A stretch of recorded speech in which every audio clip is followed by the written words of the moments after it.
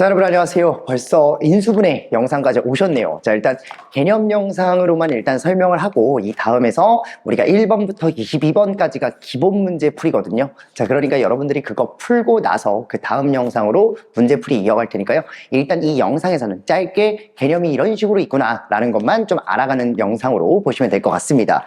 자, 일단 인수분해 파트는 제가 뭐 시작 전에 좀 이제 언급을 드리고자 하는 말이 뭐 팩트는 아니죠. 사실상 이게 주관적인 얘기이기 때문에 좀 이렇게 너무 신뢰할 필요는 없지만, 그럼에도 불구하고 좀 이 앞에 있는 전문가의 좀 얘기를 좀 유의 깊게 들어야 되는 게 뭐냐면, 제 생각은 그래요. 인수분해라는 게 우리가 어쨌든 간에 초등학교 때부터 소인수분해라는 이름으로 어떻게 보면은 먼저 배워왔단 말이죠. 그러니까 낯설지는 않고 익숙한 파트인데, 우리가 어쨌든 간에 어떤 식을, 전개식을 봤을 때 얘를 곱의 형태, 한마디로 곱골의 형태, 즉 인수의 곱셈으로 나타내는 걸 우리가 인수분해라고 하잖아요. 그렇죠? 자, 이 방법론에 대해서 우리가 일반적으로 이 내용을 이렇게 끌고 가기 위해서 여러 가지 방식을 사용한단 말이에요. 뭐 곱셈 공식도 있고요, 뭐 치환도 있고요, 혹은 뭐 어떤 형태에 따라서 뭐 보기차식이라고도 부르기도 하고, 뭐 문자가 여러 개도 있고 등등 여러 가지 유형이 있는데, 그 유형에 대해서 너네들이 좀 정리를 하고, 내가 고찰 페이지에도 적어놨지만 어떤 문제를 딱 보자마자 이거 이 유형이네, 저 유형이네, 뭐 A 유형이네, B 유형이네, 이런 식으로 말을 할 수만 있으면 되거든요. 제 생각은 그러지만 인수분해에서 사실상 킬러가 나오진 않지 않을까. 모의고사만 보더라도요, 4점짜리 비중이 인수분해 단원에서 제일 적게 드러나요. 물론 당시 연산도 그렇게 많지는 않지만 어쨌든 간에 항등식과 나머지 정리에 비해서는 훨씬 더 현저히 적은 양을 보유하고 있고, 실질적으로 내신에서도 킬러로서 인수분해가 등장하냐 라는 질문에 뭐 제가 확답을 드릴 수는 없죠. 그거야 학교 선생님들 마음이니까 확답은 드릴 수 없지만, 실질적으로 우리가 어떤 단원에 대한 목적을 봤을 때 인수분해라는 어떤 식의 목적이 다항식에 대한 어떤 빠른 계산을 위해 어느 정도 유형을 습득하고 거기에 대해서 접근하는 방식에 대해서 뭐 암기된 유형을 좀 적용시켜서 복잡한 식을 좀 간단하게 보기 위한 취지 정도만 담겨 있는 거지, 뭔가 계산을 더럽게 끌고 가가지고 이 킬러는 다룰 수 있어야 된다, 이런 취지는 아닌 것 같거든. 그러니까 너무 힘을 줘서 할 필요는 없지만 우리가 수많은 문제를 풀어봄으로써 1번 문제는 딱 봐도 A 유형이네, 뭐 10번 문제는 딱 봐도 B 유형이네, 이런 식으로 보자마자 말할 수 있는 유형 정리는 머릿속에 어느 정도 되어야 된다는 거죠. 자, 그렇기 때문에 제 생각은 그래요. 뭐 그냥 계산을 외우자는 아니지만 어느 정도 나오는 유형에 대해서는 필수적으로 암기를 해두자라는 거고, 이 영상을 통해서도 제가 유형에 대한 암기를 좀 위해서 이런 유형이 있단다라는 거를 좀 정리해서 보여드릴까 합니다. 자, 책에 나와 있는 대로 설명을 할 거니까요. 책 펴놓고 한번 보도록 하시죠. 일단 기본적으로 인수분해 다시 한번 설명드릴게요. 인수분해는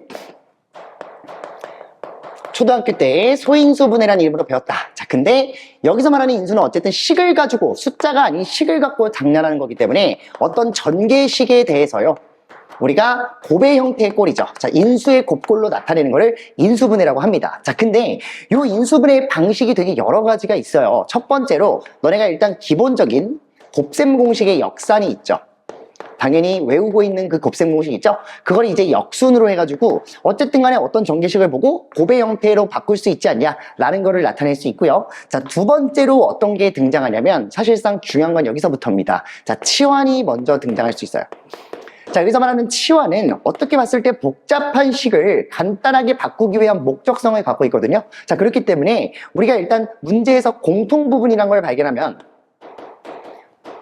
치환을 통해 가지고 우리가 알고 있는 곱셈 공식으로 바꿔주자라는 겁니다. 당연히 모르는 문제가 나오진 않을 테니까 내가 알고 있는 지식이 곱셈 공식 말고는 거의 없단 말이에요. 자, 그렇기 때문에 공통 부분이 등장했다?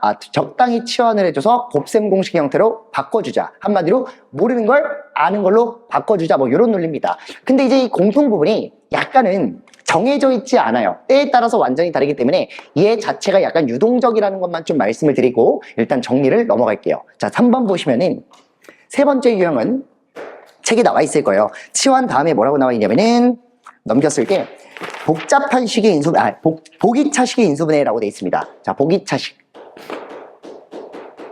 자, 제가 말씀드리는 보기차식은 뭐 일단 2차식이 복수 형태로 있다라고 생각하시면 되는데, 기본적으로 얘는 꼴 자체가 x 4제곱 플러스 ax제곱 그리고 플러스 b의 형태다라고 생각해 주시면 좋을 것 같아요. 기본적인 모양이 4차식이고요.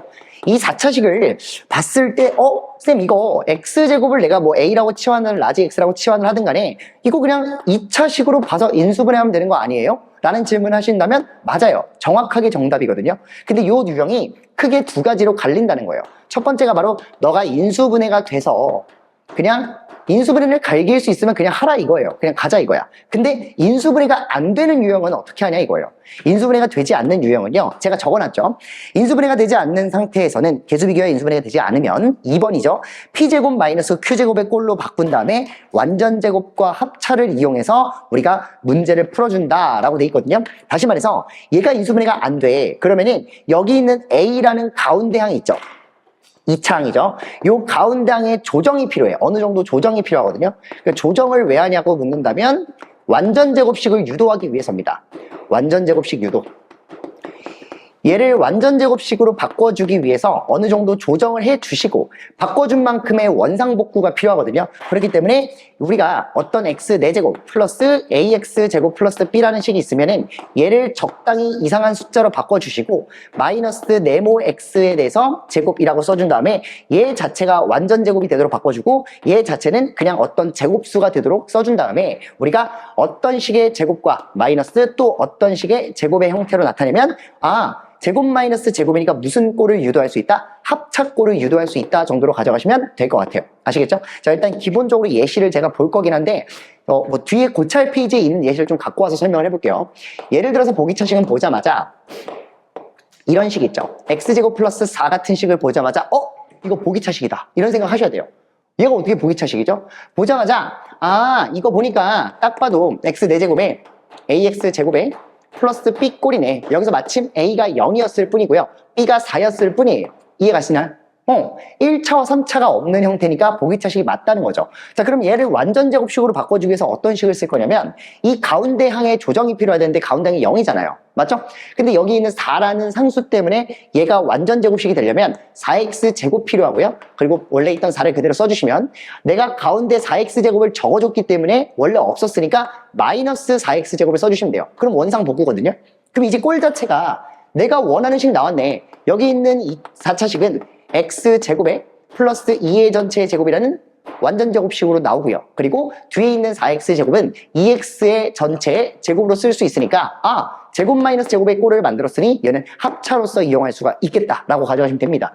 자, 그러면은 앞에 거 제곱 플러스 뒤에 거 마이너스 앞에 거 제곱 마이너스 뒤에 거로 식을 인수분해가 가능하다라는 걸로 나타낼 수 있겠죠. 아시겠죠? 자, 이렇게 우리가 결과를 낸다라는 겁니다. 자, 세 번째가 아닌 네 번째 유형이네요. 네 번째 유형. 자, 네 번째 유형은 문자가 여러 개다라고 정도만 할게요. 문자가 여러 개다. 여기서 말하는 문자는요, 숫자항 포함입니다. 여기서 말하는 문자는 숫자 포함. 한마디로 여러 개의 기준이 뭐냐라고 물어볼 수 있겠지만 우리가 일반적으로 문자를 2개까지는 손쉽게 다룰 수 있는데 왜? 곱셈 공식이 있으니까. 근데 문자가 3개 정도 나왔을 때는 좀 빡세지거든요. 그래서 이 문자가 여러 개란 뜻은 숫자를 포함해서 3개 이상일 때를 얘기하는 겁니다. 자, 그럴 때는 우리가 원툴의 방법을 가져갈 거예요. 물론 나중에 심화 파트에서 교대식이다, 대칭식이다라는 것도 어느 정도 암기를 할 거지만 일단 그 전에 이 문제를 푸는 단 하나의 방법은 첫 번째로 변수를 잡습니다. 문자가 복잡하게 나왔다는 거는 이름도 없는 길다란 다항식이 나온다는 얘기인데요. 그 식에서 네가 변수를 딱 잡아. 나는 이거 x를 변수로 볼 거야. 혹은 y를 변수로 볼 거야. 혹은 z를 변수로 볼 거야. 문자가 A, B, C로 나온다면 A를 변수로 봐야지, B를 변수로 봐야지, 혹은 C를 변수로 봐야지 이런 마음을 먹으라는 뜻이에요. 그러면 뭐가 가능하냐면 변수 자체가 어떻게 보면 그 식의 주인공이 되는 거니까 얘는 그 다항식에 관해서 뭐가 가능해져요? 내림차순이 가능해져요. 당연한 거 아니겠어? 우리 1단원에서도 변수를 잡는 이유가 오로지 내림차순을 위해서라고 했죠. 그럼 내림차순이 됐다는 거는 우리가 알고 있는 다항식으로서 부를 수 있다는 얘기예요. x에 관한 2차식 혹은 3차식 등등. 그랬을 때 이제 내림차순이 되면 식이 어느 정도 정리가 된 거잖아요. 거기서는 공통인수를 뽑아낸다던가 공통인수로 묶는다거나 아니면 눈에 보이는 곱셈 공식을 이용해가지고 문제를 해결하면 바로 식을 정리할 수 있다라는 얘기를 하는 겁니다. 아시겠죠? 자, 요 정도는 좀 기억을 해주시고 일단 문자가 여러 개 나오기 때문에 우리가 일반적인 활용 문제에서도 많이 등장하거든요. 근데 활용이 뭐가 되느냐라는 질문에는 여러 가지가 있죠. 근데 기본적으로 삼각형 관련된 문제가 상당히 많이 나오니까 주의를 하자는 차원에서 제가 적어놨습니다. 뭐라고 적어놨냐면 책 밑에 인수분해 꼴의 응용해서 삼각형의 꼴을 묻는 문제는 인수분해를 한다. 그 다음에 인수 중 0 0이 될 수 없는 것이 있다는 게 주의사항이에요. 그 밑에 보시면은 A 플러스 B 플러스 C가 모두 양수고요. 그리고 A 풀 B 마 C가 적으면서 할게. A 뿔 B 뿔 C가 모두 양수고요. 그리고 A 뿔 B 마 C가 얘 또한 양수고요. 그리고 A 마 B 마 C가 음수다라는 식으로 적어놨죠. 보면 알겠지만 이 특징 자체가 뭐냐면 삼각형의 세변의 길이합은 당연히 양수니까 둘레 개념은 양수니까 라고 적어놓은 것뿐이고 나머지 이 A 플러스 B 마 C랑 A 마 B 마 C랑은 의미가 뭐냐면은 삼각형의 결정 조건에 의해서 뭐의 조건? 삼각형 결정 조건. 삼각형 결정 조건. 삼각형 결정 조건이 여러분 알다시피 가장 긴 변이 나머지 두 변의 합보다는 작다라는 논리 있죠? 그렇기 때문에 그 내용을 그대로 적어보면 이런 식의 부등호가 성립할 수 있으니 주의해가지고 알고 쓰자라는 것만 기억하시면 될 것 같아요. 아시겠죠? 자, 어쨌든 나중에 빗변 파악을 할 때 되게 중요한 내용이니까 알아두시고요. 자, 그 다음에 넘어가면 네 번째가 뭐냐? 다섯 번째가 뭐냐? 바로 고차식의 인수분해입니다. 자, 여기서 말하는 고차식의 인수분해는요, 별거 없어요. 그냥 우리가 알고 있는 고차 맞습니다. 기본적으로 3차 이상을 뜻해요. 3차 이상의 식을 우리가 고차식이라고 하는데 문자가 여러 개 등장하는 게 아니라 특정 문자 하나만 등장하고 이미 내림차순 돼 있을 거예요. 그러니까 3차식이나 4차식에 대한 인수분해를 우리가 쓰는 거거든. 근데 얘는 방법 자체가 딱 하나예요. 오로지 조립제법 원툴입니다. 그냥 조립제법을 쓴다라고만 생각하시면 돼요. 이게 원툴이에요. 근데 이 조립제법을 하기 위해서 우리가 일반적으로 식의 개수를 적고 이 자리에 그 식이 0이 되도록 만들어주는 근, 한마디로 인수값의 근을 적는 거잖아요. 근데 그 근을 파악할 때 어떻게 파악하느냐? 이게 좀 관건인데 일반적으로는 정리가 되어 있어요, 이미. x에 관한 값은 근은 x 뿔마 최고차항의 개수의 약수. 최고차항의 개수의 약수. 좀 길어. 분의 상수항의 약수라고 알려져 있어요. 뭐 이거는 이미 너네가 정리할 필요도 없이 뭐 수많은 수학자들 혹은 가우스 뭐 이런 사람들이 정리를 해놨기 때문에 그걸 주의 깊게 볼 필요는 없는데 일단 기본적으로 이 내용 책에 적혀 있죠. 이 내용을 갖고 이 근을 적당히 추론한다는 거예요. 핵심 사항이 뭐라고요? 얘는 이 근을 파악하는 게 핵심인데 결론적으로 적당히 추론한다. 여기서 말하는 적당히 추론한다는 얘기는 뭘 집어넣어서 0이 되지? 를 파악하시면 된다는 거예요. 어떤 전개식 3차식이 있어. 3차 또는 4차가 있어. 근데 이 식 자체가 0이 되도록 만들어주는 그때 x값을 적당히 추론하시면 되거든요. 근데 그 추론 방식이 뿔마 최고차항의 개수의 약수분의 상수항의 약수 중에 그 답이 분명히 존재하니까 적당한 숫자를 찾아가지고 집어넣어보자 라는 건데 근데 일반적으로요 거의 99%의 문제는 마이너스 3부터 3 안에서 다 풀려요. 정수 단위에서. 그리고 우리가 바보가 아닌 이상 3차식이 예를 들어서 이렇게 있다고 쳐봐요. 근데 이 항들이 모두 개수가 플러스야. 그럼 상식적으로 생각을 해봐. 야, 개수가 모두 플러스인데 네가 0 되는 숫자 찾을 건데 마이너스를 집어넣어야지 플러스를 집어넣고 있지는 않을 거 아니에요. 그렇죠? 그런 식으로 우리가 어느 정도 센스 있게 적당히 추론한 다음에 원하는 숫자 집어넣어가지고 0을 만들어 주기만 하면 결론적으로 걔로 인수분해하고 나서는 우리가 알고 있는 방식으로 인수분해할 수 있을 테니까 기본적인 조립제법을 써가지고 우리가 고차식을 인수분해한다 정도로만 기억하시면 될 것 같습니다. 자, 어쨌든 고차식의 인수분해가 그 방법론 5번째였습니다. 자, 마지막 6번 유형은 뭐 사실상 우리가 나중에 고차 방정식 파트, 그러니까 여러 가지 방정식에서 고차식의 인수분해까지 가져가서 우리가 다룰 내용인데 뭐 이름은 거창해요. 개수가 대칭인 4차 또는 5차식입니다. 자, 개수가 대칭이다 라는 말 자체가요 어떤 방식이 4차식이거나 5차식으로만 나오는데 진짜 말 그대로 개수가 대칭이야. 개수가 뭐라고요? 대칭이에요, 개수가. 근데 그 말은 즉슨 어떤 4차식이라고 먼저 두면은 x의 4제곱 플러스 ax의 세제곱 그 다음 플러스 bx 제곱 그리고 플러스 개수가 대칭이니까 ax 그리고 플러스 1 이렇게 된다는 소리거든요. 그러니까 여기 있는 가운데 bx 제곱을 기준으로 양쪽에 어떤 뻗어져 있는 개수들이 모두 같다는 겁니다. 데칼코마니 마냥. 그러니까 개수가 1이고 A고 가운데 혼자 덩그러니 B가 있는 그런 형태로 우리가 개수가 대칭인 4차다라고 말을 하고요. 나중에 여기다가 는 0을 붙여가지고 방정식꼴로 만들면 우린 이걸 뭐라고 그러냐면 상반 방정식이라고도 해요. 상반방정식. 근데 뭐 이거는 어려운 이름이니까 일단은 그냥 알아만 두시고, 일단 이랬을 때는 어떻게 인수분해를 하느냐. 자, 무조건 이렇게 생각하세요. 개수가 대칭인 4차나 5차가 등장하면 무조건이에요. 역수의 합이나 차꼴을 발견해서 치환으로 문제를 가져가시면 됩니다. 역수의 합이나 차 형태를 발견해서 치환으로 가져간다. 자, 이게 무슨 뜻이야? 한번 내가 이렇게 해볼게.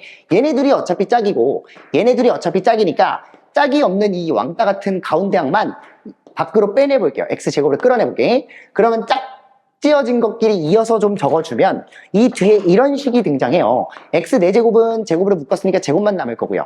그리고 맨 뒤에 그 짝은 1을 강제로 x제곱으로 뽑아냈으니까 x제곱분의 1 이렇게 나타낼 겁니다. 맞죠?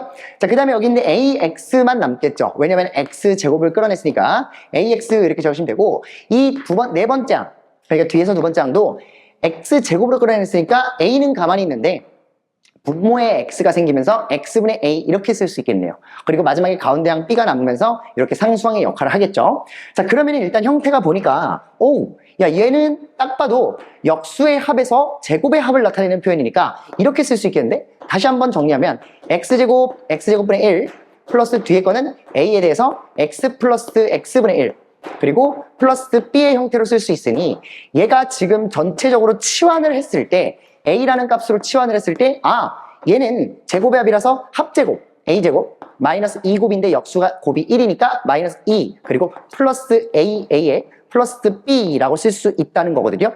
근데 요 놈을 이제 내림차순에서 좀 이쁘게 적어주면 a제곱 플러스 스몰 a에 대한 a 그리고 플러스 b-2의 형태로 될 것이고, 이 앞에 뭐가 붙어 있는 것 뿐이야?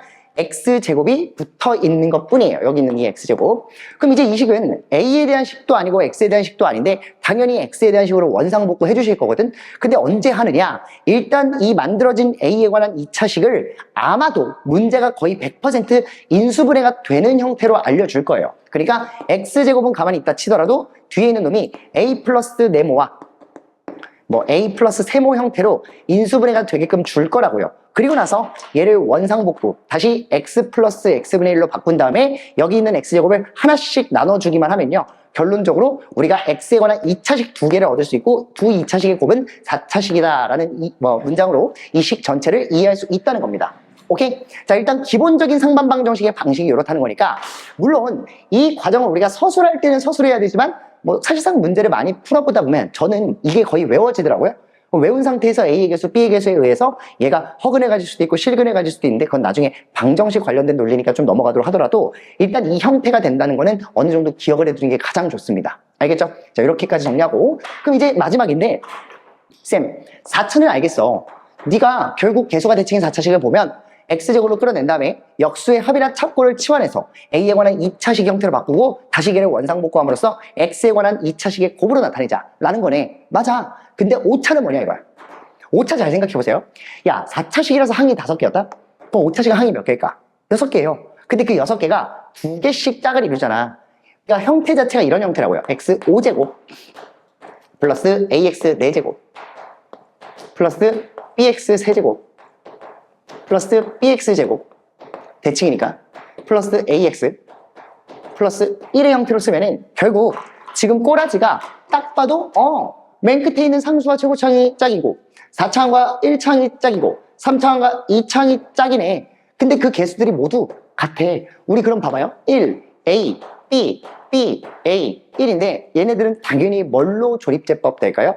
마이너스 1로 될 수밖에 없죠. 이유는 홀수차 3개와 짝수차, 물론 0차도 짝수차로 치자면 홀수차 3개와 하나, 둘, 셋, 그리고 짝수차 3개가 동일한 개수를 공유하는데 마이너스 1을 근으로 넣었을 때 하나는 마이너스, 그리고 또한 또 3개는 플러스니까 당연히 대칭을 이루면서 뿔마가 생기잖아. 그럼 근 자체가 뭐를 가질 수밖에 없다? x 이꼴 마이너스 1을 근으로 가질 수밖에 없다라는 거는 기본적으로 기억하고 넘어가면 되게 편할 것 같아요. 그러니까 개수가 대칭인 5차식이 나왔다. 그럼 뭐 하자? 조립제법 하자. 뭘로? 마이너스 1로. 그럼 뭐가 될지언이 개수가 대칭인 4차식으로 바뀌어서 풀리니까 그 뒤로는 이렇게 그대로 인수분해 하시면은 5차식도 해결할 수가 있습니다.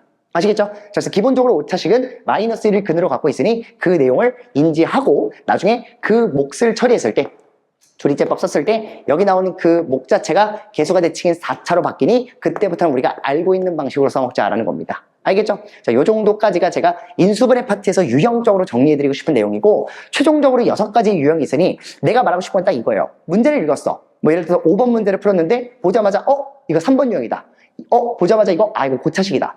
보자마자 이거 상반방정식 개수가 대칭인 4차나 5차구나 라는 식으로 알아챈 뒤에 어느 정도 삽질하지 말고 보자마자 문제풀이에 적용할 수 있는 그 능력이 되셔야만 인수분해 파트에서 시간을 줄이고 우리가 다음 문제로 넘어갈 만한 여유가 생긴다는 거죠. 결국은 시험이기 때문에 우리가 뭐 수많은 문제를 풀어보는 것도 중요하겠지만 웬만하면 단원의 목적에 맞게 좀 공부하는 게 저는 가장 좋다고 생각하거든요. 그렇기 때문에 이 유형들, 제가 정리해드린 이 모든 유형들은 어느 정도 머리에 꽉꽉 넣어놓고, 그리고 문제풀이 할 때 1번은 이 유형, 2번은 이 유형 하면서 풀 수 있도록 정리하시면 가장 좋을 것 같아요. 자, 넘겨서 마지막으로 고찰 페이지 좀 살펴보면, 제가 뭐 이거 새벽에 약간 커피 마시면서 쓰다 보니까 감성이 충만해져가지고 첫 줄부터 약간 일기장 같은 말이 나와요. 인수분해는 뭐냐? 익숙하다면 익숙하지만 여전히 보기 싫은 단원명이다. 자, 그리고 복잡한 식을 깔끔하게 정렬하니 나 스스로 방을 어지럽히곤 청소하며 잔소리하는 어머님의 마음이 이런 걸까 싶기도 하다. 너무 좀 서사가 좀 깊죠. 어쨌든 간에 우리가 초등학교 때부터 익숙한 이 인수분해에 대해서 식으로서 인수분해 한다는 거에 대해 어떤 식으로 접근해야 되는 거야? 당연히 복잡한 전개식을 간단하게 정리하는 거에 목적이 있으니까 우리는 결국 간단하게 정리하기 위한 여러 가지 방법론만 기억을 하면 가장 빠르게 접근할 수 있지 않냐, 이런 얘기 하는 겁니다. 그래서 이 내용 잘 읽어보시고요. 맨 밑에 MT 어드바이스 보시면은 예시가 4가지 정도 나와 있어요. 근데 그 예시 바로 윗줄 보이시나요? 거기에 맨 마지막 줄만 읽어보면 유형 자체를 익숙히 하여 어떤 식을 보더라도 이거 A 유형이네, B 유형이네 라고 말할 수 있는 수준이 되어야만 한다 라고 적어놨고요. 그 밑에 예시를 보자마자 x의 제곱 플러스 4 같은 경우는 보기 차식이네. 그 밑에 있는 x제곱 마이너스 5x로 묶인 식 보면 이거 치환이네, 공통인수 발견해야지 라고 가셔야 되고, 그 다음에 4차식 좀 복잡하게 나와 있는 거 보니까 가만 보니까 개수가 대칭이야. 그러니까 상반방정식 역수의 합이나 찾고를 치환하는 문제네. 마지막에 2의 x의 세제곱 이렇게 출발하는 식은 고차식이네 라고 생각하고 조리제법 가이시면 된다는 겁니다. 아시겠죠? 자, 요 정도 기억하시고 그 다음 장의 MT 어드바이스도요, 뭐 이거는 그냥 기억만 해두면 좋을 것 같아서 뭐 하나만 지우고 얘기할게요.